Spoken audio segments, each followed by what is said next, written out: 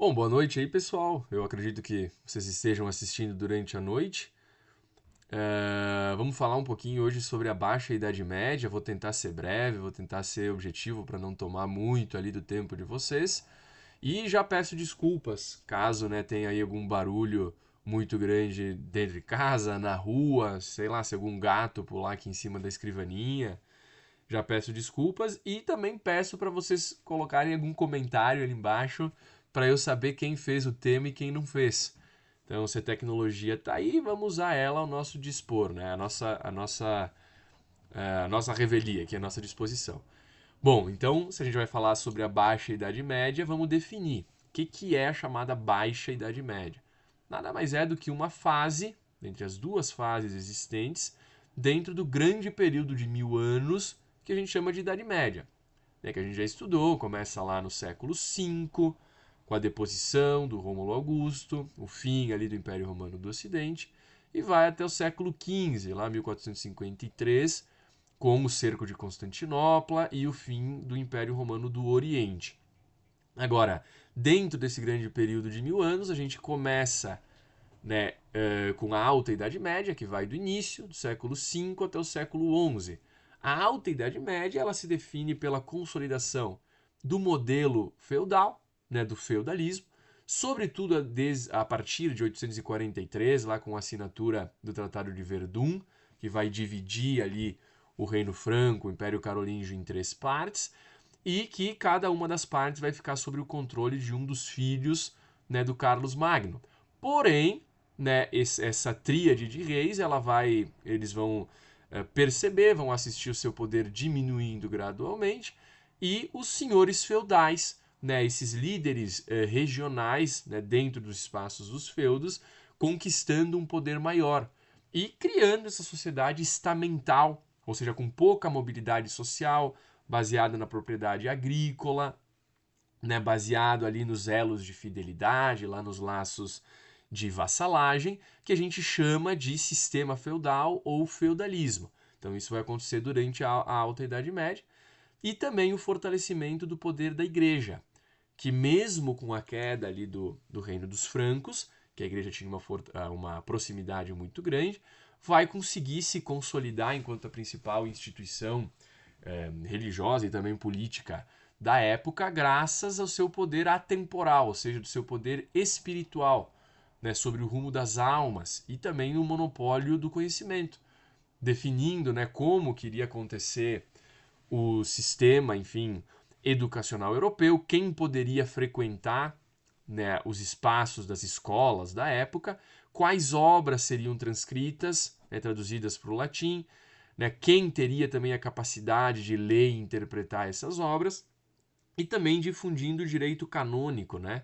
O que é o direito canônico? É o direito onde a gente tem ali as leis, os dogmas de uma determinada religião. No caso, da lei canônica católica do período medieval, não serão somente leis do âmbito religioso, mas também leis civis. E essas leis civis, juntamente ao poder ali militar dos senhores feudais, vai fazer com que a igreja cresça muito em poder durante a Idade Média. Principalmente durante a Alta Idade Média, né? Agora, durante a Baixa Idade Média, que é o que nos interessa aqui agora, período que vai do século XI até o século XV, a gente vai ter ali uma quebra daquela lógica estamental, típica do feudalismo que a gente acabou de falar, ou seja, onde havia pouca mobilidade social entre os membros da sociedade. Então, aquela lógica que se tu nasce um servo da gleba, tu vai morrer servo da gleba.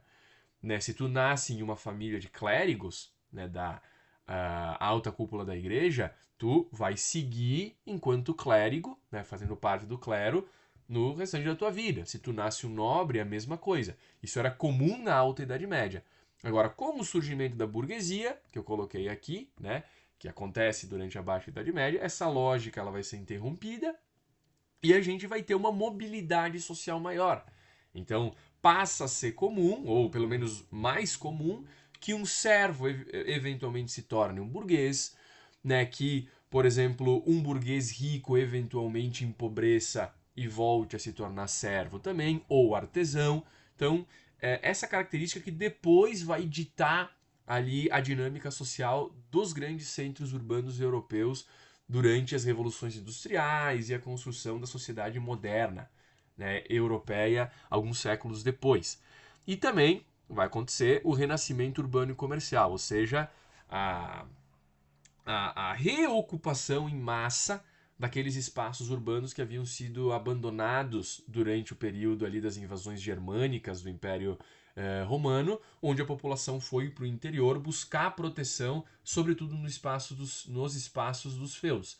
Então agora, por conta de alguns motivos que a gente vai começar a estudar no próximo slide, essas cidades e o próprio comércio, a atividade comercial, ressurgem na Europa, renascem na Europa e fazem com que toda aquela dinâmica estamental, né, tradicional e centrada ali no domínio dogmático da Igreja Católica comece a ceder espaço para uma nova lógica, né, focada principalmente na atividade comercial, né, e enfim, em outras atividades que a gente vai ver nos próximos slides.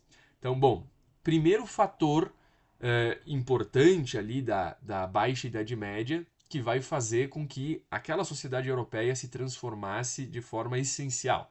Então, primeiro a gente vai ter que falar do boom demográfico, ou seja, do aumento populacional que vai acontecer na Europa, fruto da soma de alguns fatores, de alguns elementos.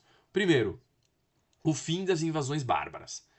Então, né, as invasões bárbaras elas começaram no início do século IV, né, ainda lá durante o Império Romano, vão se estender por alguns séculos, só que posteriormente esses povos, né, que abandonam o Oriente da Europa ali para a Europa Ocidental, né, através desses encontros muitas vezes ali violentos, eles vão começar a ser anexados pela cristandade. Então, como a gente viu no caso dos francos e de muitos outros povos, os godos, os visigodos, os ostrogodos, os lombardos, etc., eles vão começar a ser cristianizados e a integrar a população europeia, que a gente vai denominar aqui de cristandade, né? A comunidade cristã do feudalismo europeu. Então, com essa anexação, com essa incorporação, as invasões violentas elas cessam, elas diminuem. Isso faz com que a população possa iniciar um processo de crescimento. Seguido pelo quê? Pela ausência ou também a diminuição de epidemias.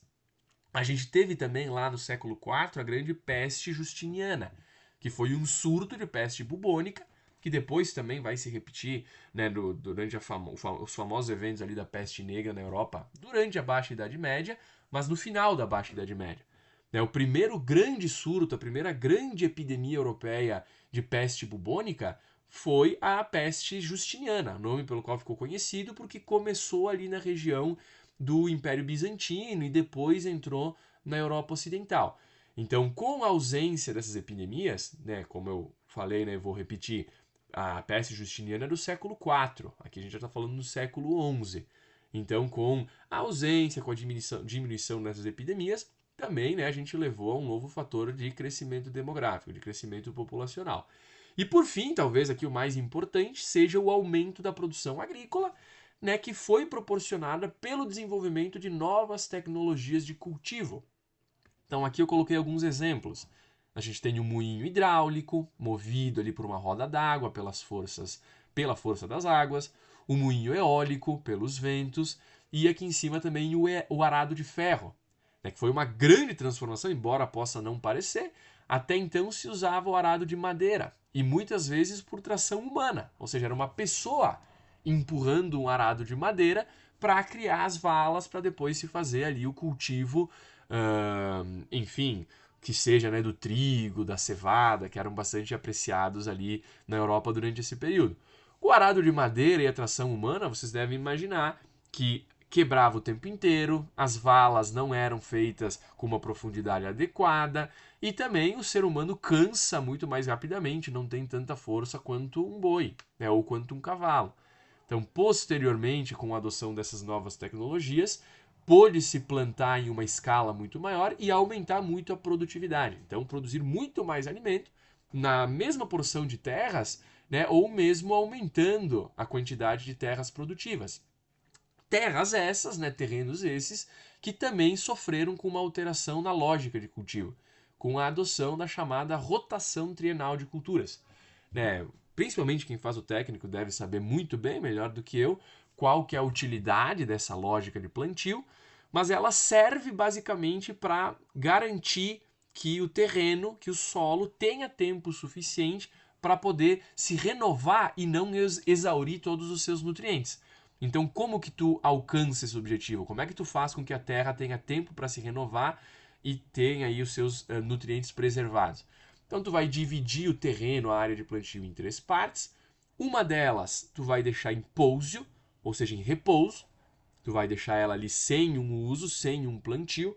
Pode até deixar pasto para o boi, mas sem um plantio de um cultivo específico. E as outras 2 partes, tu vai, em uma delas, cultivar cereais de verão, como por exemplo o próprio trigo, e em outra tu vai plantar, tu vai cultivar cereais de inverno, como a própria cevada. No ano seguinte, né, depois de tu ter feito a colheita, tu vai rotacionar isso daqui. Então, por exemplo, na área que no ano anterior tu plantou um cereal de verão, ali o trigo, tu vai deixar em pouso, tu vai deixar em repouso, tu não vai plantar nada. A área que estava em pouso, tu vai plantar cereais de verão, tu vai plantar o próprio trigo. E a área em que tu tinha plantado a cevada, tu vai deixar em pouso. Então tu vai rotacionando e tu garante que aquele solo, que aquela região não vai ter os seus nutrientes exauridos ali. Muito bem. Uma das principais consequências da adoção dessas novas tecnologias é que muita gente que estava no feudo começou a ir para os espaços dos burgos, que posteriormente ficaram conhecidos como burgos, por conta da efervescência econômica desses espaços. Então, o que era um burgo? Um burgo era uma vila, inicialmente, localizada ali, geralmente próximo, né, das regiões dos feudos, mas não dentro, né, dos muros dos feudos, onde, né, muita gente se reunia para estabelecer trocas comerciais. Então, tu tinha artesãos, os ferreiros, por exemplo, que produziam lá o arado de ferro. Aonde que ele ia vender esse arado de ferro? Ele ia para o burgo. Tu ia ter os senhores feudais, ou ali, enfim, geralmente, né, senhores feudais ou nobres que tinham terras maiores, que iam ali para comprar o arado de ferro, né, daquele artesão. Ou mesmo comerciantes que vinham com produtos que não existiam em uma região para comercializar com, enfim, os habitantes daquela área por produtos diferentes. Né? Também tu vai ter ali o surgimento de outras instituições que foram o que eram inéditas no espaço europeu até então, como o próprio sistema bancário. Então, dentro desses burgos, com essa efervescência comercial, com essa efervescência econômica, né, com muita gente, né, abandonando aqueles espaços agrários, né, dos feudos para buscar novas oportunidades ali, tu vai ter ali principalmente judeus que séculos antes haviam abandonado ali a região de Jerusalém em busca de proteção, né, fugindo ali enfim, de toda a perseguição que eles sofriam nessa região do Oriente Médio, acabaram procurando proteção na Europa. Esses judeus vão criar digamos assim, o embrião do que depois viria a se tornar um sistema bancário europeu e posteriormente mundial. Beleza. Em que se baseavam esses primeiros bancos europeus que se desenvolveram nos burgos? Era um pouco diferente, né, dos bancos que a gente tem hoje em dia. Eles se baseavam em algumas atividades básicas, como, por exemplo, a emissão ali de letras de câmbio. O que eram letras de câmbio? Letras de câmbio eram documentos que uma pessoa, enfim, conseguia ao fazer um depósito em moedas em um determinado banco. Então, por exemplo, o Júlio, ele está se alistando para participar de uma incursão cruzada, né, que a gente vai falar depois do movimento das cruzadas, lá para tentar reconquistar Jerusalém. Se ele quisesse ir, ele ia ter que ir nessa incursão com algum dinheiro. Ele não podia ir, enfim, com os bolsos vazios. Agora, se ele fosse com uma saca de denários, que era o dinheiro romano, né, da época, também utilizado durante a Idade Média, ia ser muito perigoso. Né? Era uma viagem extremamente perigosa, etc. Então, não era muito conveniente tu ir com o teu dinheiro ali numa saca. Então, ele fazia um depósito, digamos ali, de 1000 denários em um banco, né, judeu ali da época, e o banco daria para ele uma letra de câmbio. Ele ia com essa letra de câmbio até Jerusalém, caso ele conseguisse chegar lá, né? Também acontecia do pessoal ficar no meio do caminho. Ele chegava em outro banco, em outra instituição bancária e trocava com aquele documento pelo seu dinheiro. Então era uma forma de tu garantir ali uma segurança maior em grandes viagens, em grandes deslocamentos. Também esses primeiros bancos aqui, eles faziam empréstimos com cobrança de juros. Então a pessoa ela queria aumentar a produtividade da terra dela, comprar alguns equipamentos, né, incrementar com tecnologias. Ela fazia um empréstimo, o banco emprestava aquele dinheiro, ele ia ter, digamos, 1 ano para devolver, mas com juros em cima. Então se ele pediu ali R$ 1.000 emprestado, ele vai ter que devolver 1.200, 1.300. Depois a gente vai falar melhor sobre isso, mas o fato de judeus terem criado esse primeiro sistema bancário fala muito, né, sobre a lógica religiosa da época e o papel da igreja. Né? Acho que todo mundo aqui já deve ter ouvido falar da usura, depois a gente vai falar um pouquinho melhor. Mas a igreja ela proibia a cobrança de juros porque se encaixava, né, em uma heresia, em um pecado, digamos assim, da época chamado de usura. A cobrança de juros, portanto, ela era condenada pela Igreja Católica. Mas, muito bem, nesse início, quando eram judeus fazendo isso, tudo bem. Né? O judeu ele não se encaixava no direito canônico cristão, né, católico. Também nos burgos vão surgir as corporações de ofício. O que seriam as corporações de ofício? Eram as chamadas ou famosas guildas. O pessoal que joga Free Fire ali, pelo menos o nome conhece. Para que serviam? Né? Qual que era a função dessas guildas ou corporações de ofício? Basicamente eram como se fossem sindicatos, onde membros de uma mesma atividade laboral, né, pessoas que praticavam uma mesma profissão, vamos usar o exemplo do ferreiro, se organizavam para definir as normas dessa função, desse emprego, desse trabalho em uma dada região. Então, digamos, tu vai ter a guilda, né, dos ferreiros da Gália Narbonesa, né, lá do norte da Itália. Dentro dessa guilda, eles vão se organizar para definir, por exemplo, qual ferro vai ser utilizado para produzir aquele arado. Né? Qual é o valor médio que a gente vai poder cobrar do nosso produto? Quantos ferreiros vão poder atuar, né, nessa função, né, nessa profissão dentro da nossa região? Né? Tudo isso era definido dentro das corporações de ofício, que vão ter um impacto muito grande nesse período e também, né, no desenvolvimento posterior, né, da sociedade europeia durante a modernidade. Né? Se vocês forem comparar, essas guildas, essas corporações de ofício, posteriormente vão ser instituições, ou na verdade vão ser corporações de classe, que vão organizar, inclusive, os proletários nos espaços das indústrias a reivindicar os seus direitos, a reivindicar ali, inclusive, né, mudanças sociais na condição de vida dos trabalhadores. Então é uma mudança muito grande até de identidade. Então, onde a pessoa vai começar a se identificar enquanto membro de uma classe. E já não necessariamente somente como membro de uma religião ou membro de um reino, que seja, né? E, né, a consequência desses dois elementos foi também o crescimento urbano. Então as cidades vão se inflando cada vez mais e os feudos vão minguando cada vez mais. Muito bem, aqui eu coloquei um mapa para vocês bem rapidinho que mostra as principais rotas comerciais da Europa no século XIV, então no finalzinho da Baixa Idade Média. Se vocês forem percebendo ali os nomes das cidades, né, que eram interligadas por essas rotas, são, né, sobretudo as principais cidades da Europa até hoje. Então vamos pegar na Itália, Nápoles, Roma, Florença, Gênova, Veneza, né, grandes cidades-estado também da época das grandes navegações ali, das rotas comerciais com as Índias.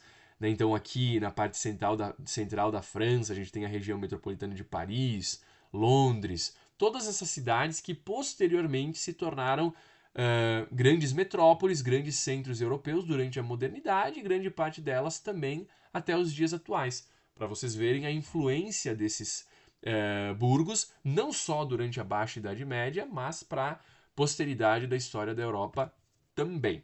Muito bem, e a Igreja Católica, como é que ela se posiciona diante de todo esse crescimento econômico, né, desse crescimento urbano?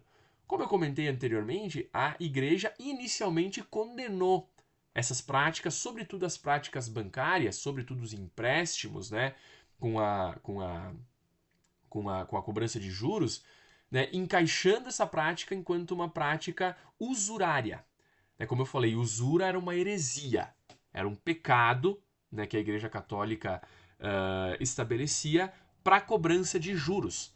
Né? Então, cobrar juros, né, em troca de um empréstimo seria como roubar o tempo de uma pessoa, né? O tempo que ela ia ter que trabalhar mais para poder te devolver aqueles juros. E seria mais ou menos como, né, o usurário ocupando o lugar de Deus ao roubar, né, o tempo de alguma pessoa, né, de um cristão, de um fiel. Então, os principais banqueiros da época eram judeus, né? O que vocês precisam saber sobre isso? Que foi por isso que os bancos sobreviveram. Né? Se eles não fossem judeus, se fossem cristãos, provavelmente a Igreja Católica teria abafado esse movimento e teria interrompido ele. E aí a gente teria um rumo diferente na história da época. E segundo, que num segundo momento, né, a igreja ela acabou também se beneficiando indiretamente do crescimento dessa atividade bancária. Como? Usando, né, dos lucros desses bancos, posteriormente até de não-judeus, para financiar a construção de igrejas, né, para financiar ali a construção de grandes catedrais e principalmente para financiar o movimento das cruzadas, que a gente vai falar adiante, que eram, enfim, grandes incursões militares, né, também contendo ali alguns fiéis, que, enfim, demandavam muito dinheiro. Então, esses bancários, eles facilitaram e muito, né, essas incursões, esses movimentos que a gente chama de cruzadas, que a gente vai dar uma olhadinha agora. Certo? Então, o que foram as cruzadas? Foram expedições, né, incursões, expedições militares que iniciaram no século XI, no início da Baixa Idade Média, a mando de um papa da época, o Papa Urbano II. Qual que era ali o grande objetivo das cruzadas? Era reconquistar a cidade sagrada de Jerusalém, né, que se localiza na região da Palestina e que até então se encontrava sob domínio muçulmano, né, após ali a queda do Império Romano. Agora, beleza, era somente isso? Então eram expedições militares com um fim religioso, estritamente religioso? Não exatamente. Né? Digamos assim, o fim propagandeado das cruzadas era esse. Mas por debaixo dos panos, essas expedições, né, as cruzadas, eram uma forma de atenuar, ou seja, de colocar panos quentes sobre conflitos internos da própria igreja, da própria comunidade cristã, portanto da cristandade. Vamos lembrar, lá atrás, quando a gente estudou Império Bizantino, a gente não viu lá o cisma do Oriente, quando por algumas divergências ali litúrgicas, dogmáticas, etc., a igreja cristã se dividiu em duas, né? A igreja católica apostólica romana e a igreja ali ortodoxa. Então, essa era uma questão muito cara para a Igreja Católica da época, né, porque ela não levava somente a perda de fiéis, mas a perda de bens, né, de terras, a perda ali, enfim, de muitas de riquezas e inclusive a perda ali de influência em partes ali da Europa, um pouco mais distantes da Europa. Então, tu pegar uma questão que era cara, que era importante para todo cristão, seja ele católico ou ortodoxo, que era recuperar a cidade santa de Jerusalém, iria diminuir, né, como eu falei, colocar panos quentes nesses conflitos internos e juntar toda a cristandade em prol de um objetivo comum, né, que era reconquistar a Palestina, reconquistar Jerusalém. Portanto, né, também servia para unificar a igreja, para a unificação da igreja, como eu coloquei aqui, e para a obtenção de riquezas, obviamente. Né, no meio do caminho, né, cidades eram saqueadas, né, também essa atividade bancária, por conta ali das letras de câmbio, eu comentei anteriormente, foram intensificadas, fazendo com que muita gente lucrasse muita grana. E a própria igreja, não institucionalmente, mas alguns membros da igreja cometiam aquela prática que hoje se fala muito da venda de indulgências, ou seja, da venda da remissão de certos pecados, né? Na venda quando eu falo por dinheiro. Então a pessoa ela tinha ali cometido certas heresias, certos pecados, ela temia que isso comprometesse ali o destino da alma dela, né, que ela não fosse, digamos assim, herdar o paraíso. Então, alguns membros da igreja, corruptos, eles ofereciam a remissão, ou seja, o perdão desses pecados, em troca ali de recompensas financeiras. Então, todos esses fatores, eles culminaram ali no empreendimento das cruzadas. Bem objetivamente, para a aula não ficar tão extensa, então vamos ver as principais características das duas principais cruzadas. Ao todo, né, como eu comentei ali em cima, foram 8 cruzadas, que no fim das contas não conseguiram alcançar o seu objetivo final, que era reconquistar a região da Palestina e Jerusalém. Né? Então, vocês já sabem que as cruzadas elas não foram exitosas nesse objetivo, né, nesse intento final. Porém, tiveram alguns movimentos interessantes dentre essas 8 cruzadas. A primeira cruzada, por exemplo, ela permitiu com que a cristandade fundasse territórios, fundasse ali, não reinos, mas cidades-estado independentes no Oriente. Então, ali próximo à Palestina. Né? As principais foram as cidades-estado de Edessa, da Antioquia e de Trípoli, próximo da onde hoje é a Síria. Né? Inclusive, Trípoli é, salvo engano, a capital da Síria. Se não é a capital, é uma cidade importante. Então, isso que vocês precisam saber sobre a primeira cruzada. Ela não conseguiu recuperar ou conquistar Jerusalém, mas ela permitiu com que a igreja, com que a comunidade cristã fundasse cidades-estado, ou seja, conquistassem influência ali no Oriente. Tivemos a terceira cruzada, que essa sim garantiu, né, durante um certo período, né, não perpetuamente, a recuperação de Jerusalém do controle do então sultão Saladino, que estava sob o controle do Egito. Então, o Saladino era ali um sultão muçulmano que controlava o Egito e que tinha o controle sobre Jerusalém. Durante a Terceira Cruzada, né, liderados por grandes reis cristãos influentes e muito famosos nos dias de hoje, como o Ricardo Coração de Leão e o Frederico Barba Ruiva, né, um germânico e o outro inglês, né, o Ricardo Coração de Leão inglês, o Frederico Barba Ruiva germânico, eles conseguiram garantir o controle de Jerusalém por meio de um acordo. Né? Obviamente que tiveram ali confrontos violentos, mas no final, né, eles conquistam Jerusalém e garantem um acordo de livre circulação de cristãos na área, né, garantindo que os fiéis, pelo menos, tivessem acesso à cidade sagrada. Sobre as cruzadas, por enquanto, o que vocês precisam saber é isso, que elas não garantiram ali a sua finalidade última, que era recuperar a cidade. Na terceira cruzada conseguiram, mas posteriormente acabaram perdendo, e esses aspectos principais que eu deixei registrados nos slides. Por fim, vamos ver ali o que gerou a crise do sistema feudal no final da Baixa Idade Média e também o fim da Idade Média. Então foram alguns fatores que se somaram ali durante o século XIV, lembrando que a Idade Média ela termina no século XV, e que contribuíram primeiro para o esvaziamento dos feudos.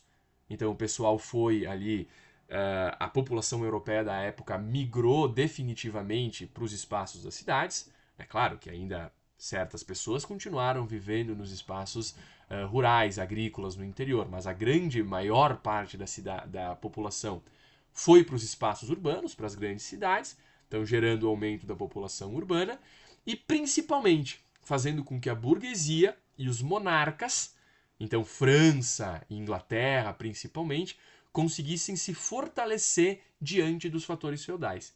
Esses foram os principais elementos.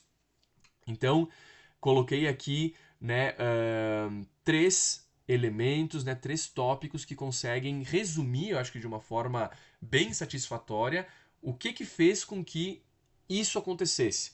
Ou seja, quais foram os elementos que fizeram com que a população urbana aumentasse, que a burguesia e a monarquia se fortalecessem e que os senhores feudais tivessem ali o seu poder minguado, né, diminuído. Primeiro, alterações climáticas, que a gente sabe hoje em dia, né, por análises até geológicas, que aconteceram na Europa durante aquele período.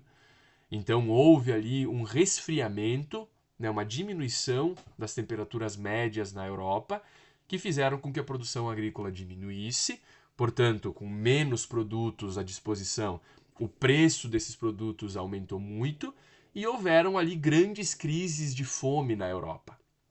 Então, e esses fatores desestabilizaram e muito os senhores feudais, que já não conseguiam mais suprir, digamos assim, garantir a subsistência das populações dos feudos.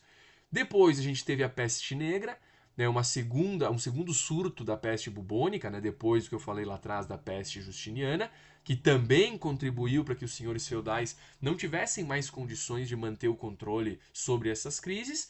E por fim a Guerra dos 100 Anos. O que foi a Guerra dos 100 Anos? Foi uma guerra que durou ali seus 116 anos entre Inglaterra e França. A França saiu como grande vencedora, como vitoriosa. Coloquei aqui do ladinho a imagem da Joana d'Arc, que foi o grande símbolo. Ela foi uma camponesa francesa que lutou, obviamente, pelo lado francês, acabou se martirizando pela causa. Mas o que a gente precisa saber é o impacto da Guerra dos 100 Anos na crise do sistema feudal. E qual que foi esse impacto? Basicamente, a gente teve a criação de exércitos profissionais que se mostraram muito mais eficientes em períodos de guerra no lugar dos exércitos feudais, regionais, de guerreiros e nobres típicos da Idade Média. Então notem, a gente vai ter a substituição dos exércitos feudais por exércitos profissionais. Quem que vai pagar esses soldados profissionais muito mais eficientes que vão lutar durante a Guerra dos 100 Anos, pelo lado inglês e pelo lado francês? A população dessas duas regiões, do que hoje é a França e do que hoje é a Inglaterra, por meio de impostos. Então notem, esses monarcas eles vão diminuir muito o poder dos senhores feudais, primeiro cobrando impostos muito altos que vão financiar esses soldados profissionais, que vão se mostrar muito mais eficientes e também vão, digamos assim, contribuir para a criação daquilo que a gente chama hoje de uma identidade nacional. Então, para fazer com que essas pessoas, esses soldados, aceitassem lutar pela França e pela Inglaterra, eles vão, digamos assim, ter que criar uma série de símbolos, uma série de narrativas, de mitos, de lendas e de histórias para que aquele soldado se sinta pertencente à França ou à Inglaterra. Se sentindo pertencente à França ou à Inglaterra, ela não vai mais, ou aquele cidadão, ele não vai mais ter por que ter laços regionais, ter laços ali com aqueles senhores feudais que representavam uma ordem anterior, que representavam o poder da cristandade dentro de uma lógica feudal descentralizada. Então a Guerra dos 100 Anos ela vai contribuir para que a monarquia da França e a monarquia da Inglaterra concentrem muito mais poder em si e tirem o poder que até então os senhores feudais tinham, sobre as populações que viviam de forma mais esparsa e descentralizada pela Europa. Beleza, pessoal, já foram 32 minutos, 33. Então, por enquanto, a gente vai ficar por aqui. Depois, na próxima aula, presencialmente, a gente retoma. Qualquer dúvida, vocês anotem, tragam ali para a próxima aula e não esqueçam de deixar um comentário, enfim, aqui embaixo do vídeo, para que eu saiba quem viu esse vídeo. E vamos fazer o seguinte, para eu saber quem viu o vídeo até o final, vocês vão escrever no comentário Joana d'Arc. Aí eu vou saber que vocês viram até o final. Valeu, boa noite, pessoal.